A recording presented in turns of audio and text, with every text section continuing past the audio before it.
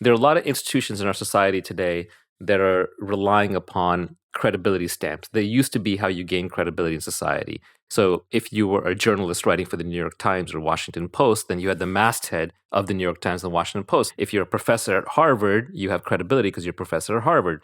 So of course, those systems got hacked. A lot of social scientists who have no business telling the world what to do are now in there with their nonsense political models masquerading as economists or natural scientists. Or you have people who are activists writing under the mastheads of these formerly great newspapers and burning up the credibility capital that these newspapers have built up over time.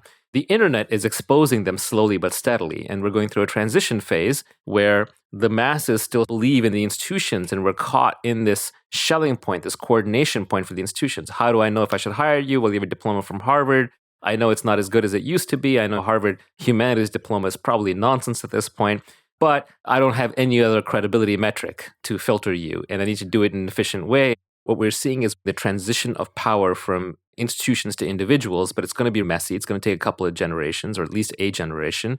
And in the meantime, the institutions are fighting back. We're in the Empire Strikes Back phase where they're trying to take over the new platforms like Twitter, Facebook, and Patreon, which empower the individuals. The university and all of academia has a very big stick in terms of being able to train their own next generation of teachers who then go on to teach the next generation of primary and secondary school students.